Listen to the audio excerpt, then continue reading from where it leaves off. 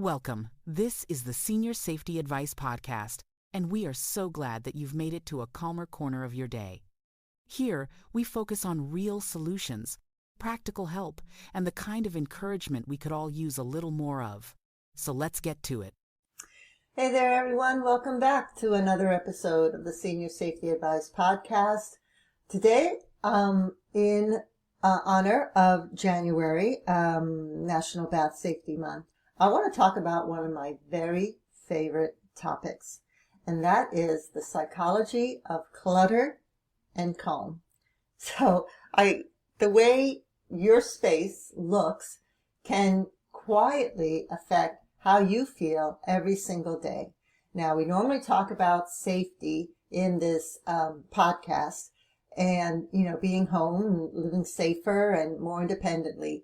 And I want you to know that being organized and avoiding clutter or cleaning up clutter is a huge part of that effort. That's why I am such an advocate for hiring organizers, declutterers, whatever they want to call themselves, to come in and help you make your home as safe as possible. For me, I believe that decluttering and organizing are the very, very first steps to aging in place. All right, so clutter doesn't just fill rooms. It fills your mind as well.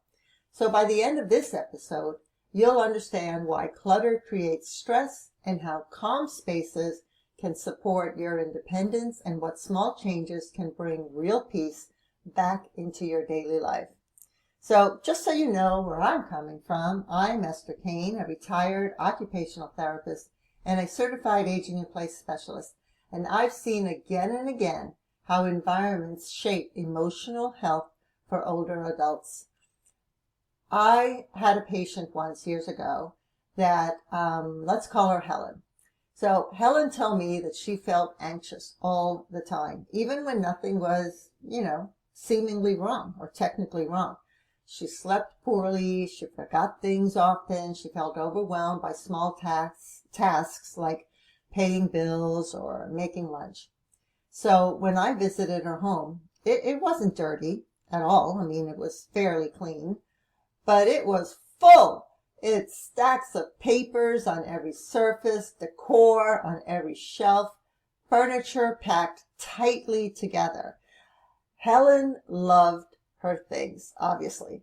Each item had a story. Each stack had a reason, but her brain never got a chance to rest. So here's the thing about clutter that most people don't realize. Your brain is constantly scanning your environment. Every object asks for attention, even if you don't consciously notice it. So when there's too much visual input, your nervous system stays on high alert. That creates stress hormones. That increases anxiety.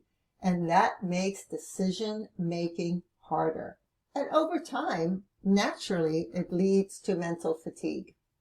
So for older adults, this matters even more because our processing speed naturally slows with our age. Our vision changes. Our balance changes. And when the environment is crowded or chaotic, our brain can work overtime just to move safely through it. I've seen clients and patients become more irritable in cluttered spaces. They can become more withdrawn, more confused, and often families assume it's aging or memory loss, when the environment is actually just making things worse. So now let's talk about the opposite side, calm. Calm is not about minimalism or empty rooms. I'm not saying you have to remove everything. Calm is about clarity.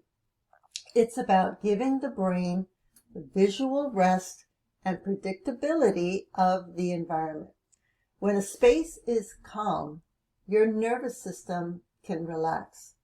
Your breathing can slow down, muscles can soften, and the brain has more energy for things that actually matter, like conversations, hobbies, problem solving, decision making. And I've watched people's moods change just by clearing a few surfaces in the room. Kitchen counter, bedside table, favorite chair area. It's really powerful. It sounds silly, but it really works. So here's something important that I want to say in as nice a way as I can.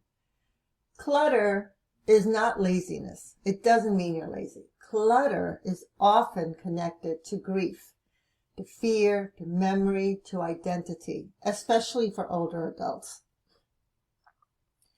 Many items represent who someone was, what they survived, who they loved, an event that they lived through. Letting go can feel like letting go pieces of themselves or pieces of another person.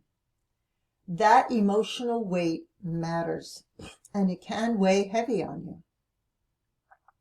So when we talk about clutter, we must talk about compassion too. No rushing, no forcing, no shaming.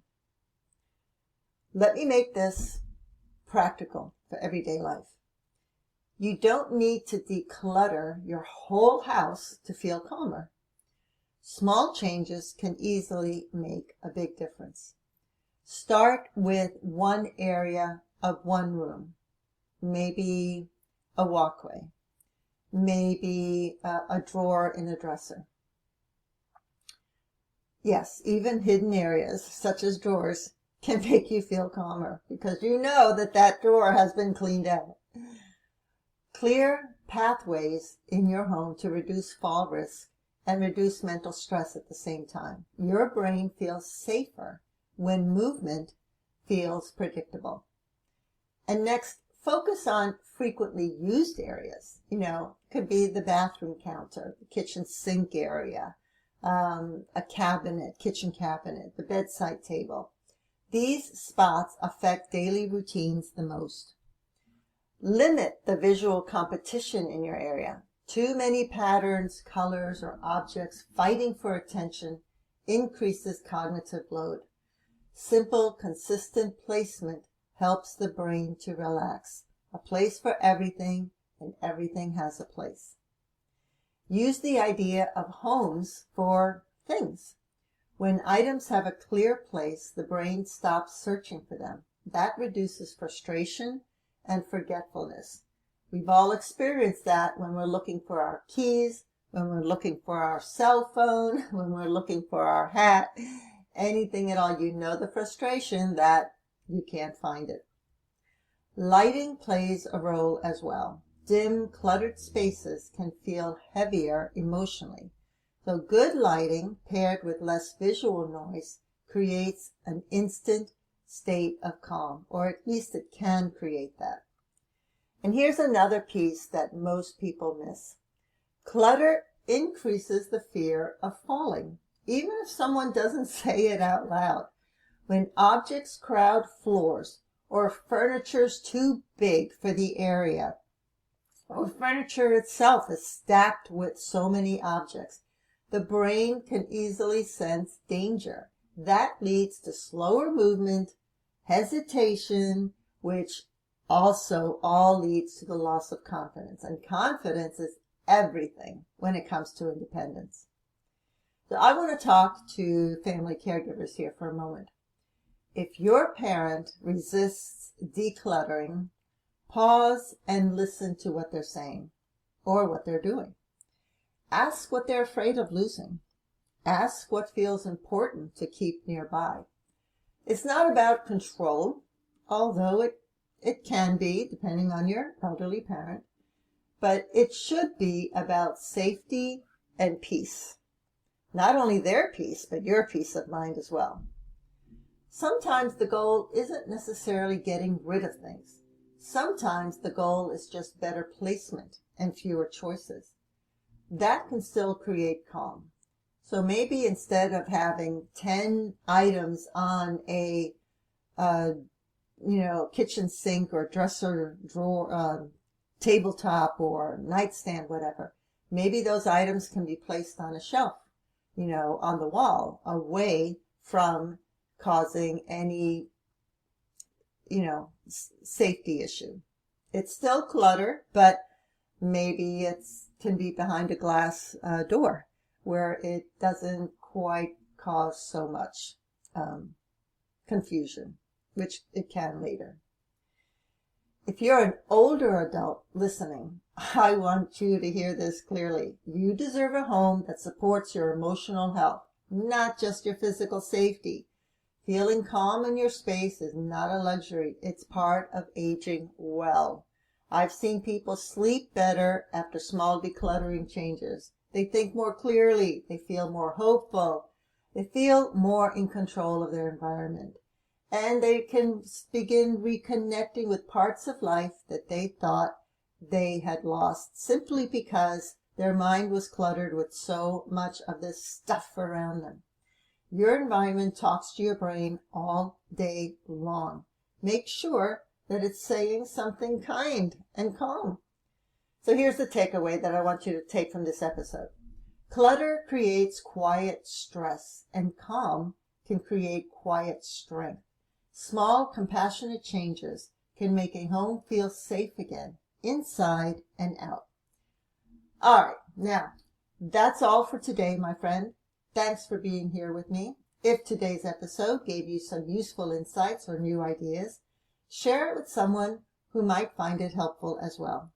You can discover even more expert tips and helpful guides for seniors and caregivers at seniorsafetyadvice.com. And if you're searching for an aging in place specialist, visit our website at aginginplacedirectory.com.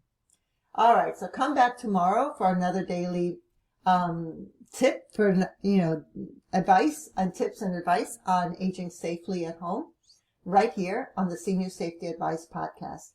And hey, if you haven't yet subscribed to our YouTube channel or podcast yet, go ahead and do that right now, because that really helps us reach more people who could use this kind of support and information.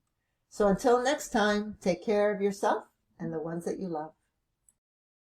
This podcast is part of our mission to help older adults live safely and independently. If you'd like to take the next step, visit aginginplacedirectory.com, where you'll find specialists, helpful resources, and inspiration to make every home your place to thrive.